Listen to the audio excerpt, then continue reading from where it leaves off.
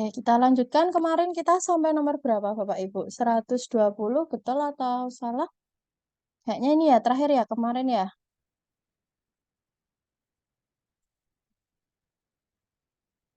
Sudah nampak nggih? Kita lanjutkan di nomor 121, Bapak Ibu. Oke. Oh, ini yang nggak ke save ya.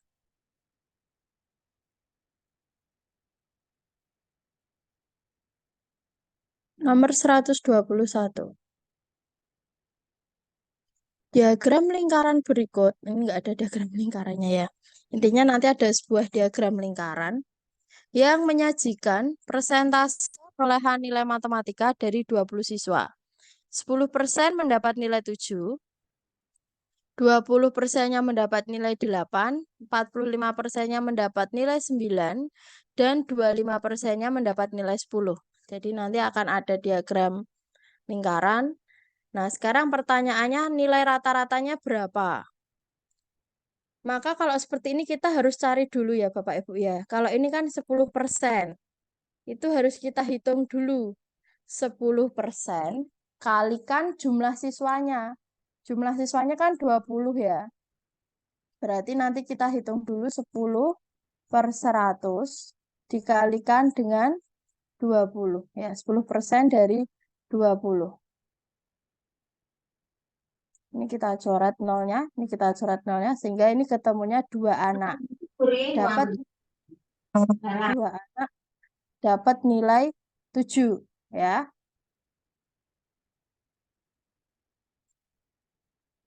2 anak dapat nilai 7, maka di sini 2 dikali dengan 7.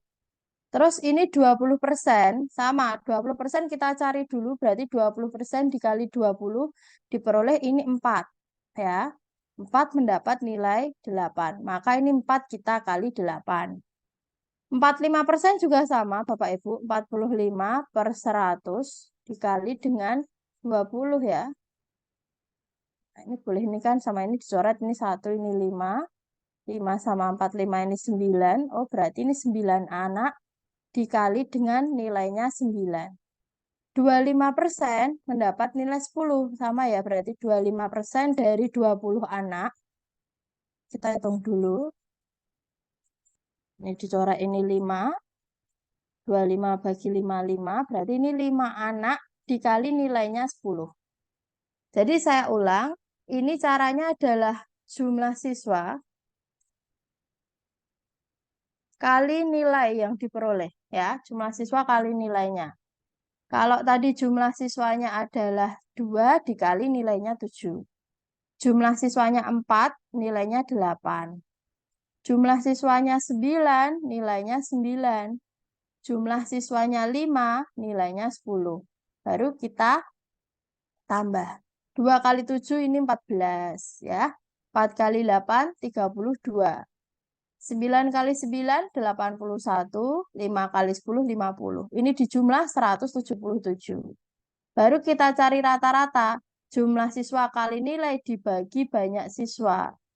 Ya. Banyak siswa keseluruhannya berapa tadi? 20. Maka tadi jumlahnya adalah 177 dibagi dengan 20. Diperoleh rata-ratanya 8,85. 122. Nilai rata-rata ulangan matematika suatu kelas adalah 69. Jika nilai 40 dan 60 digabungkan, rata-ratanya turun jadi 68. Jadi awalnya itu 69 rata-ratanya. Terus turun jadi 68. Setelah apa? Setelah digabungkan nilai 40 ditambah dengan 60. Berarti ini bertambah 2 siswa ya. Jadi kalau di sini saya misalkan X, maka yang bawah ini siswanya adalah X ditambah 2. Itu ya. Maka caranya 69 dikalikan dengan X. Yang ini 68 dikalikan dengan X plus 2.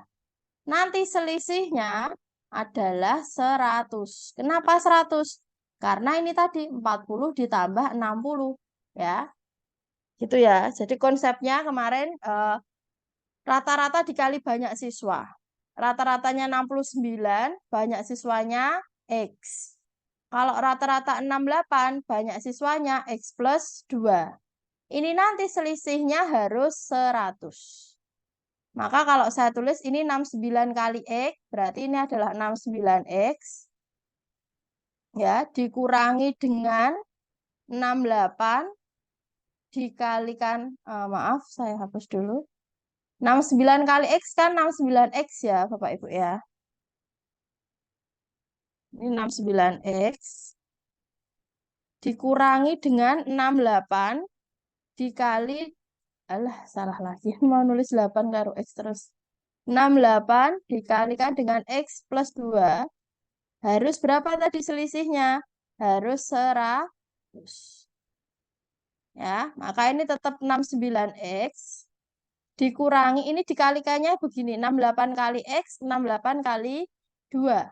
68 kali X adalah 68X, dikurangi 68 kali 2. 68 kali 2 itu 136. Sehingga 69X dikurangi 68X adalah X. Ini harus sama dengan 100. X-nya berapa? 100 di... Oh, ini min ya, min 100. Maaf, ini salah. Min 100. Karena apa? Karena turun rata-ratanya ya. Min 100. Maka ini min 100, ini positif pindah ke kanan. Jadi plus 136. Ya, maka X-nya min 100 plus 136. Utang 100 dibayar 136. Berarti masih 36 siswa. Atau boleh kalau nggak pengen min, caranya yang ini dulu ya. Kalau nggak pengen min, saya hapus, coba saya hapus. Kalau nggak pengen min, caranya kita hitung dulu 68 kita kalikan X plus 2 ya. Jadi yang akhir dulu yang kita hitung. Nanti kalau ingin ada yang bertanya bisa di kolom chat ya. Ini memang saya matikan mic-nya supaya tidak mengganggu yang sedang fokus ya. Ini 68, tadi jumlahnya adalah X plus 2. Karena ini kan setelah ditambah 40 dan 60, maka nilainya inilah yang nanti akan lebih besar ya. Karena dia sudah ditambah 2 anak yang nilainya 40 ditambah 60. Maka boleh begini ya, 68 kalikan X plus 2 dikurangi 69 dikali X harus sama dengan 100. Gitu. Coba harus silahkan dicoba untuk menyelesaikan persamaannya. Ini berarti 68 kalikan X, 68 kalikan 2. Berarti ini 68X, 68 kali 2 ditambah 136, dikurangi 69X, sama dengan 100. Ya, ini 68 kurangi 69 itu berarti negatif X, 100 dikurangi 136 itu negatif 136. Sehingga X-nya berapa? Ini tinggal min sama min dicoret. 100 dikurangi 136 adalah 36. Itu ya. Memang untuk soal matematika yang ini, itu memang termasuk kategori HOTS ya Bapak Ibu ya. Jadi seandainya menurut Bapak Ibu ini adalah soal yang sulit, nanti ketika di UP silahkan untuk dilewati. Ya, jadi kerjakan yang mudah terlebih dahulu. Saya next, Ano dan Bani tinggal dalam satu rumah. Ano naik sepeda dengan kecepatan 20 km per jam. Berarti yang duluan adalah Ano ya. 30 menit kemudian, Bani nyusul. Kecepatannya pasti lebih besar ya kalau nyusul ya. 25 km per jam.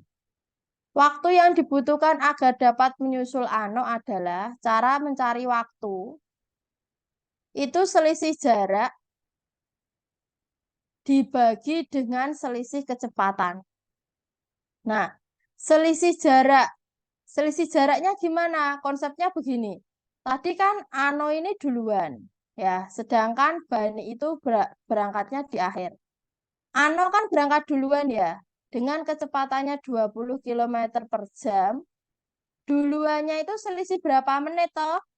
Berapa jam toh? Karena ini satuannya jam ya. Berarti dia itu berjalan lebih dulu selama setengah jam. Ya.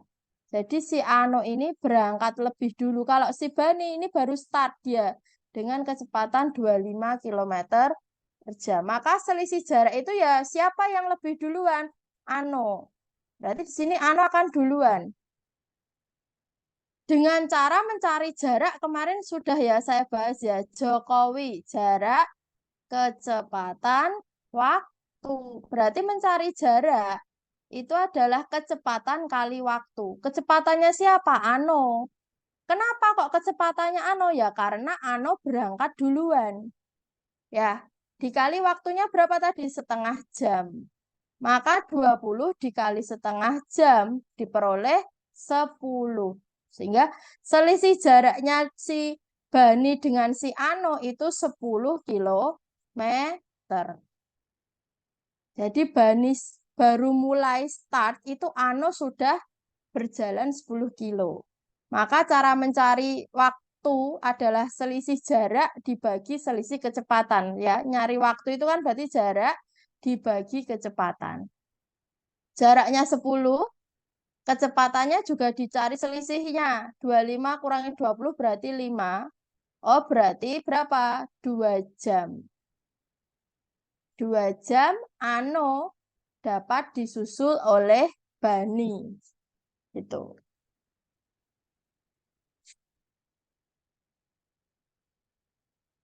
Tiga jenis buku A, B, C memiliki ketebalan. A ketebalannya 2,5, B ketebalannya 2 cm, C ketebalannya 1 cm. Banyak jenis buku A kurang satu dari banyak jenis buku B. Nah, maka kalau B kita misalkan X, maka A adalah X dikurangi 1. Ya, karena di sini A itu kurang 1 dari B, berarti B dikurangi 1. Banyak buku jenis B kurang 1 dari buku jenis C, berarti banyak B apa banyak C? Jelas di sini banyak C, karena B itu kurang 1 dari C. Sehingga kalau menuliskan punyanya C, itu B ditambah 1. B-nya tadi kita misalkan X, berarti C itu adalah X ditambah 1. Jika tinggi tumpuannya adalah 18,5, ya, ini ya tinggi tumpuannya, maka banyak seluruh buku adalah, kita misalkan tadi ya, berarti di sini 18,5 adalah 2,5, tadi kan miliknya buku A ini. Dengan jumlah buku A kita misalkan X min 1. Buku B ketebalannya adalah 2. Dengan jumlah buku B kita misalkan dengan X berarti 2X. Buku C ketebalannya 1, berarti 1 dikali itu akan menghasilkan bilangan itu sendiri ya. C-nya X plus 1. Ini adalah yang C. Sama ini penyelesaian persamaan linear Bapak Ibu, ini 18,5. Ini mengalikannya kayak tadi ya, 2,5 kalikan X, 25 dikali min 1. 2,5 kali X adalah 2,5X. 2,5 kali min 1 adalah min 2,5. Ditambah 2X, ditambah X, ditambah 1. 18,5, X-nya kita hitung dulu, ini 2,5. Ditambah 2, ditambah 1. Berarti 5,5. Terus angkanya itu negatif 2,5 plus 1. Utang 2,5 dibayar 1. Berarti masih punya negatif 1,5. Ya, ini kita pindahkan ke sana menjadi penjumlahan ya. Berarti 18,5 ditambah 1,5 itu 20 sama dengan 5,5X. Sehingga X-nya berapa? 20 dibagi 5,5.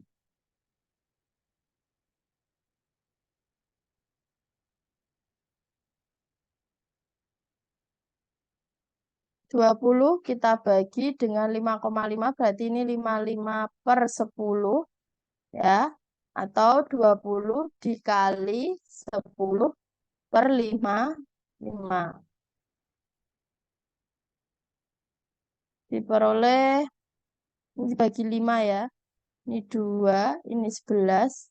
Berarti 40 dibagi 11. Diperoleh 3,6. Maka banyak seluruh buku adalah, ini enggak ada jawabannya ya. Ini enggak ada jawabannya karena diperoleh ini 3,6. Tadi dimasukkan ke sini. Berarti 3,6. Berarti kalau X-nya X-1 berarti 2,6. C-nya 4,6. Ini kalau dijumlah 10,8. Nggak mungkin ya banyak buku kok 10,8. Berarti ini tidak perlu kita lanjutkan lagi. Tapi secara caranya tetap seperti ini tadi Bapak Ibu. 125. Nah ini mudah ini 125 ini. Ayah mengendarai mobil ke rumah nenek pukul 10 pagi. Mengendarai dengan kecepatan 60 km per jam, tiba pukul 11.30. Berarti waktunya selama dari jam 10 sampai 11.30 ini berarti 1 jam 30 menit. Atau 1,5 jam. Ya, dengan kecepatan 60. Yang ditanyakan jarak. Sama ya tadi ya, pakainya JKW. Jarak, kecepatan, waktu. Yang ditanyakan jarak. Berarti kecepatan dikali waktu. Kecepatannya 60, waktunya 1,5. Diperoleh 90.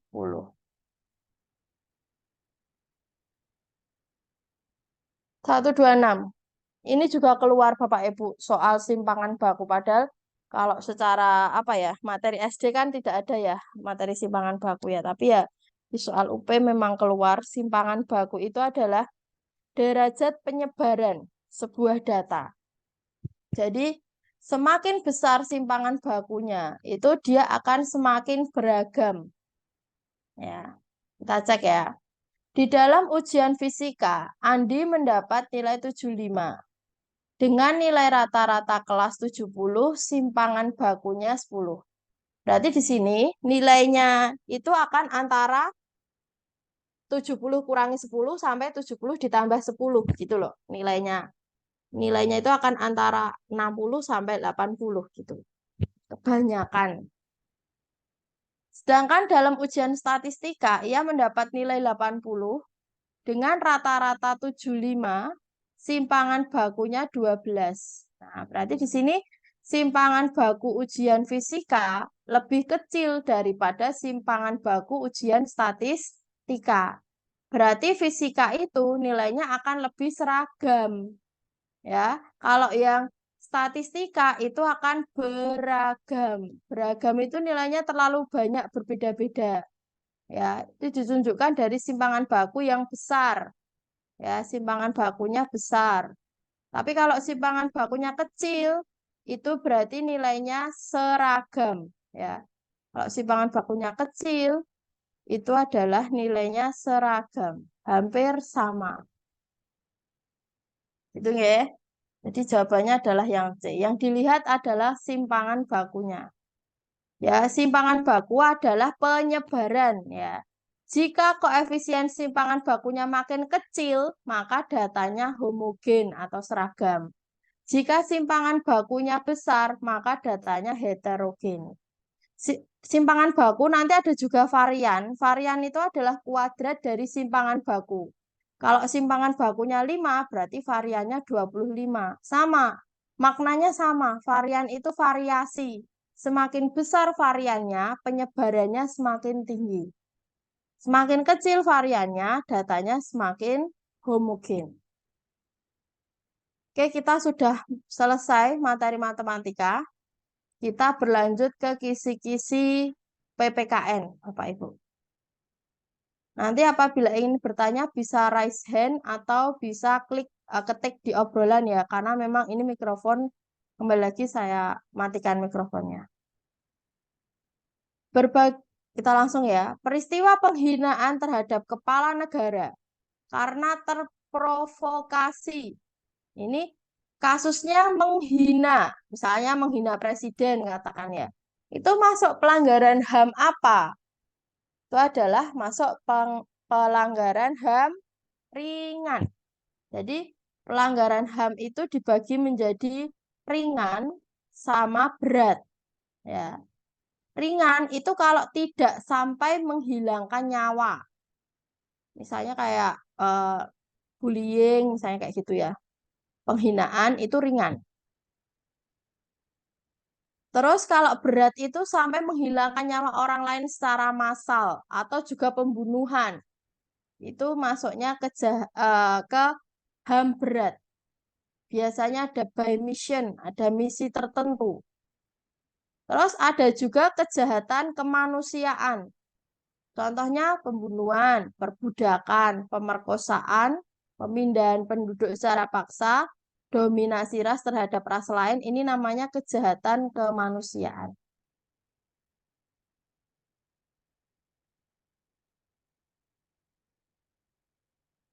Lanjut, 128. Pemajuan HAM di Indonesia dilakukan dengan berbagai upaya di bidang hukum. Nah, ada upaya bidang hukum, ada lembaga negara, ada LSM, Lembaga Swadaya Masyarakat. Jadi sekali lagi, pemajuan HAM ini sudah ada 3, Bapak Ibu. Yang pertama di bidang hukum, itu seperti pembuatan undang-undang, peraturan itu di bidang hukum, lembaga negara, dan ada juga lembaga swadaya masyarakat. Yang bukan merupakan upaya Komnas HAM, Komisi Nasional Hak Asasi Manusia, dalam memajukan HAM adalah yang mana yang bukan wewenang Komnas HAM. Melakukan penuntutan hukum. Lah ini jelas bukan ya, karena yang menuntut itu adalah tugasnya jaksa. Jaksa penuntut umum. Ya, jaksa. Kalau yang melakukan upaya perdamaian itu ya tugasnya Komnas HAM. Hak asasi manusia kepada pemerintah dan DPR itu juga Komnas HAM. Menyelesaikan masalah secara konsultasi maupun negosiasi itu juga peran Komnas HAM. Memberi saran kepada pihak yang bermasalah untuk menyelesaikan sengketa di pengadilan itu, ini semua adalah tugas dari Komnas HAM. Berarti yang tidak itu adalah yang A. Menuntut secara hukum itu adalah tugas dari jaksa. Selanjutnya, ini ya, ini masuk di kisi-kisi ya. Makanya semua soal di sini sesuai kisi-kisi Bapak Ibu. Hanya nanti kan dikembangkan. Diberikan sebuah informasi, nanti akan Bapak Ibu diharapkan bisa mengevaluasi penyebab problem yang dihadapi masyarakat multikultur. Problemnya ini ada prasangka, stereotip, etnosentris, rasis, dan diskriminasi. Bapak Ibu harus bisa membedakan itu nanti. Kita bahas satu-satu dulu. Fanatisme. Daerah yang kurang terkontrol. Jadi fanatik itu mencintai secara berlebihan, ya, kurang terkontrol. Merupakan salah satu contoh hambatan yang timbul dalam inovasi pendidikan dalam bidang A. Cultural block. Cultural block ini dilatar belakangi oleh apa? Adat, taat terhadap tradisi, dan perasaan berdosa jika merubah sebuah adat. Itu namanya cultural block. Dari kata culture, adat budaya. Mental block barriers itu hambatan yang disikapkan oleh sikap mental. Ya, ini mental. Kalau sosial block itu disebabkan oleh perbedaan suku, perbedaan agama, ras, sosial, ekonomi, nasionalisme yang sempit, dan fanatisme daerah yang kurang terkontrol. Itu akan menyebabkan sosial block. Ya. Jadi ada 3 tadi. Yang pertama adalah cultural block. Yang kedua mental block barriers. Yang ketiga adalah social block. Ya, jadi ini pembahasannya sudah ada 3 hambatan utama yang berpotensi timbul dalam setiap kita mengadopsi sebuah perubahan. Yang pertama mental block barriers, yaitu hambatan yang disebabkan oleh sikap mental melakukan penolakan terhadap pikiran atau ingatan tertentu. Hambatan sifatnya culture block ini lebih dilatar belakangi oleh adat ya, yang sudah mengakar dan mentradisi. Taat terhadap tradisi setempat, ada perasaan berdosa tadi sekali lagi bila merubah adat tersebut. Yang ketiga, sosial block itu disebabkan oleh perbedaan suku, agama, ras, sosial ekonomi, nasionalisme yang sempit, dan fanatisme daerah yang kurang terkontrol. Nomor 130, adat yang sudah mengakar. Nah, tadi sudah ya, kalau adat yang sudah mengakar itu adanya culture atau budaya block. Ya, berarti yang A. Anggapan seseorang berdasarkan pengalaman pribadi atau pengategorian yang ada dalam masyarakat. Itu disebut apa? Anggapan. Dia sudah menganggap sesuatu berdasarkan pengalaman pribadi. Itu akan menyebabkan yang disebut stereotype. Ya. Urut-urutannya kan ini ya, prasangka, menduga dulu. Sebuah dugaan. Kalau stereotype itu sudah dilabeli. Ya, awalnya hanya prasangka saja, terus stereotype, terus dilanjutkan lagi dengan diskriminasi. Mulai deh itu membedakan perlakuan. Terus rasisme, membedakan perlakuan berdasarkan ras. Yang terakhir etnosentris itu kelompok sendiri dianggap lebih baik. Saya begini, prasangka ya. Apa biasanya ya? Mungkin kalau kita berprasangka terhadap murid gitu ya.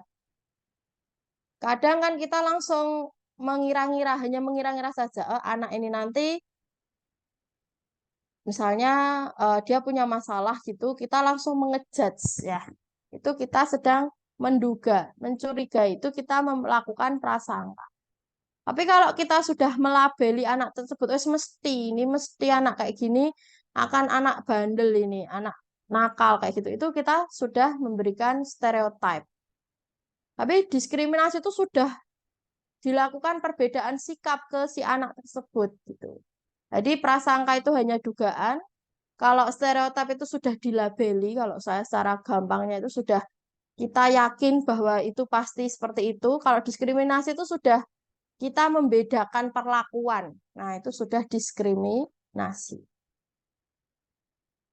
Lanjut 132 ini tentang bermacam-macam norma. Jadi di sini nanti Bapak Ibu, norma itu tidak hanya kesusilaan, hukum kesopanan enggak, tapi juga termasuk ke custom itu ya.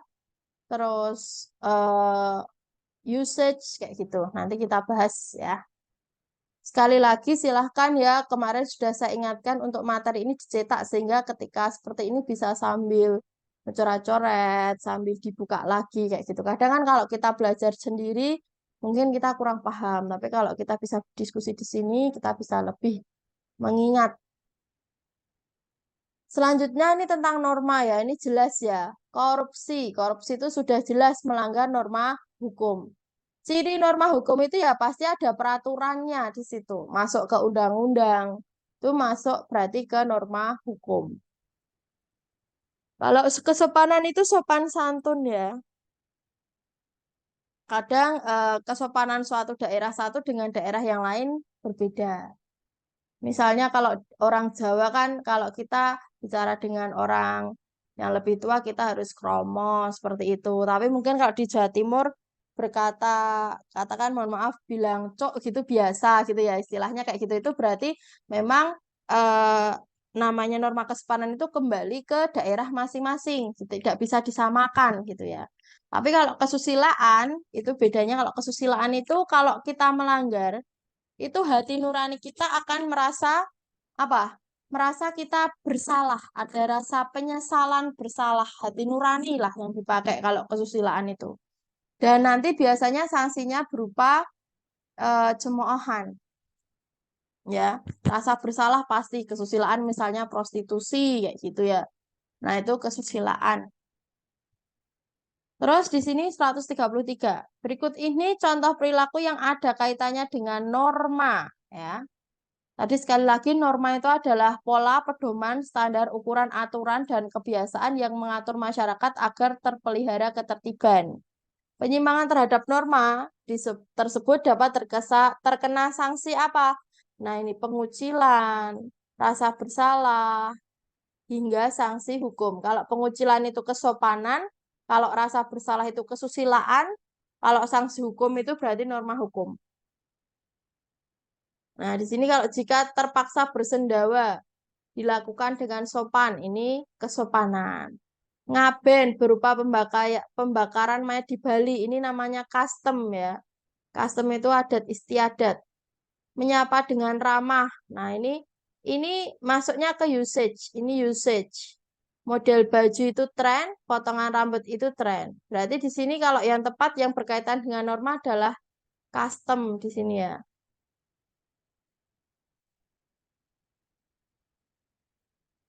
Oh, ini di bawahnya. Yang tergolong usage lah. Tadi sudah ya. Usage tadi berarti yang A sama yang C. Sudah ya tadi ya. Oke. Kalau misalnya ini tadi ABCDE-nya saya kira ini. Jadi kalau ini berarti yang paling betul itu yang custom ya. Karena tingkatannya itu di atasnya usage. Tapi kalau yang ditanyakan yang usage yang mana itu yang A sama C.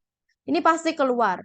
Usage itu tentang tata cara. Diingat-ingat ya, usage itu tata cara. Misalnya tata cara kita makan, tata cara kita bersalaman, tata cara kita istilahnya apa ya, memegang sendok kayak gitu itu masuknya ke usage.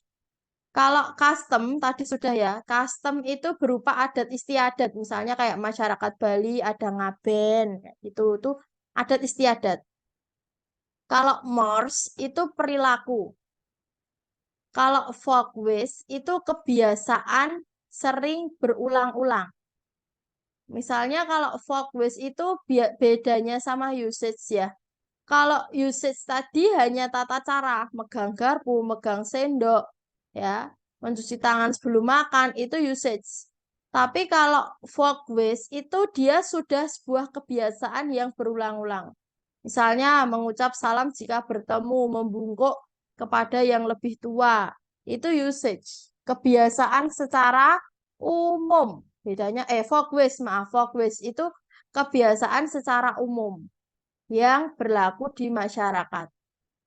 Biasanya bedanya kalau yang folkways itu kalau dia melanggar sanksinya ditegur. Ya, kalau folkways dilanggar sanksinya ditegur. Misalnya lupa kita lewat ke depan orang yang lebih tua terus kita nggak bungkuk istilahnya kayak gitu ya, itu berupa teguran. Tapi kalau usage itu tata cara, maka kalau kita melanggar kita kan memperoleh celaan ya, dicela di sini. Misalnya kayak memegang sendok kan harusnya tangan kanan gitu. Kok megang sendok tangan kiri lah itu bisa akan memperoleh celaan. Ada tren atau mode kalau loss itu hukum ya. Jadi yang sering keluar ini Bapak Ibu custom, folkways, usage ini Bapak Ibu harus bisa membedakan. Kalau usage itu lebih ke tata cara, kalau folkways itu lebih ke kebiasaan. Kalau custom jelas, custom itu adalah sebuah adat istiadat. Kedudukan antara norma agama, kesusilaan, norma kesopanan adalah apa? Keempat norma itu sama-sama penting. Nah, ini tadi kata kuncinya hati nurani. Hati nurani apa? Kesusilaan. Ya. Ini Bapak Ibu, Pancasila sebagai sumber nilai. Ada sumber nilai, ada dasar negara, nanti beda-beda ya. Kalau sumber nilai itu apa? Sumber nilai itu adalah seluruh tatanan kita, ya, seluruh tatanan kehidupan kita itu didasari berdasarkan Pancasila. Jadi sumber nilai, nilai-nilai itu kan sesuatu yang diyakini, ya. Nilai-nilai Pancasila dikatakan memiliki nilai objektif karena, nah, objektif itu berarti apa? Sesuai kenyataan, ya kan? Kalau kita menilai, kita objektif, berarti sesuai kenyataan dan bersifat universal. Penghormatan guru terhadap persamaan hak dan kewajiban asasi setiap siswa dapat diwujudkan dengan cara guru itu harus melakukan ini ya, diberi persamaan hak siswa itu. Berarti apa? Memberi kesempatan siswa berpendapat. Nah, berarti di sini sudah ada hak-haknya apa? Hak untuk mengeluarkan pendapat. Warga negara global, langsung pertanyaannya ya. Ini ya, ini sering keluar juga nih kemarin, yang merupakan tanggung jawab warga negara global. Sekali lagi, kata kuncinya ini tanggung jawabnya warga negara, bukan tanggung jawabnya pemerintah. Tanggung jawabnya warga negara itu yang mana? Yang polusi udara. Kita kan ini yang ngurus ya. Karena kita mungkin menanam pohon nggak, pemakaian kendaraan bermotor, ya itu tanggung jawab kita. Selain itu adalah pemusnahan biodiversitas ya. Pemusnahan biodiversitas. Biodiversitas itu keragaman hayati. Misalnya dengan cara kalau ini pemusnahannya kayak terumbu karang, terus dibom, terus ada pemburuan hewan liar. Itu berarti masuknya tanggung jawab sebagai warga negara global. Yang E sama yang F. Hubungan ini yang tidak termasuk permasalahan global. Yang mana? Liberalisme itu global ya. Terus TIK itu juga global. Produk-produk luar negeri itu juga global. Investasi itu juga global. Yang tidak adalah yang D. Ini adalah masalah negara itu sendiri. Kalau ada warga yang belum menjalankan nilai-nilai Pancasila, bukan tantangan global. Dampak negatif terjadinya globalisasi. Nah, ini sudah diberi kata kuncinya enak loh Bapak Ibu. Tapi nanti kan di soalnya Bapak Ibu nggak ada kata kunci ya. Maka harus jeli. Oh, negatif. Nah, gitu. Jadi dimasukkan dulu. Oh, aku harus mikir yang negatif. Kelangsungan hidup manusia. Berarti yang saya pilih adalah yang negatif dan yang kelangsungan hidup manusia. Kalau sikap individu juga negatif, tapi tidak ada hubungannya dengan kelangsungan hidup. Barang-barang luar negeri juga negatif. Ketergantungan dengan negara lain juga negatif. Tapi yang hubungannya dengan kelangsungan hidup adalah kerusakan alam. Ini kata kuncinya kelangsungan hidup manusia. 142. Adanya globalisasi menjadikan nilai-nilai sosial. Nah, jadi nanti harus digarisbawahi ya. Nilai sosial yang sudah luntur. Apa nilai sosialnya? Munculnya sikap egois. Sikap individu makin terkikis salah, justru makin besar individualisme. Tingginya semangat gotong royong salah, harusnya malah semakin terkikis ya ini ya kalau negatif ya. 143. Terjadinya globalisasi dapat mengakibatkan berbagai warisan budaya Nusantara semakin lama semakin ditinggalkan. 144. Sikap bangsa Indonesia yang paling tepat dalam merespon perkembangan globalisasi di bidang ekonomi ya. Yang mana di bidang ekonomi ini nilai-nilai ekonomi liberal tidak mengutamakan kepentingan pasar internasional salah. Harus misalkan sistem perekonomian Pancasila enggak. Sistem ekonominya apa? Kerakyatan ya. Berarti yang D. Masuknya budaya asing dalam kehidupan masyarakat Indonesia dewasa ini merupakan hal yang tidak dapat dihindari. Karena dampak globalisasi yang ditandai misalnya menggunakan media massa. Terkait hal tersebut yang dapat dilakukan guru. Nah, berarti ini guru kita ya. Apa yang bisa kita lakukan kepada murid-murid kita? Ya ini Bapak Ibu. Pelajaran pendidikan Pancasila sekarang memang sangat penting agar apa? Nilai-nilai Pancasilanya ini nggak luntur. Dan tolong ini guru juga jangan hanya muridnya disuruh ngafalin nilai-nilai Pancasila, tapi harus benar-benar diminta melaksanakan. Ya. Oke, ini karena sudah adzan, jadi ini saya break dulu. Kita sampai nomor 145, nanti saya stop, terus nanti malam ketemu lagi sama Mas Umam ya, Bapak Ibu. Dan besok juga sama saya juga. Jadi ini nanti masih dilanjutkan soal spesial sama Mas Umam. Kalau soal spesial nanti nggak tahu jadinya direkam atau tidak, nggih. Karena bagian saya adalah bagian materi, kalau Mas Umam bagiannya soal spesial gitu. Jadi saya cukupkan dulu karena sudah masuk waktu adzan maghrib. Saya mohon maaf apabila ada kekurangan kesalahan. Assalamualaikum warahmatullahi wabarakatuh.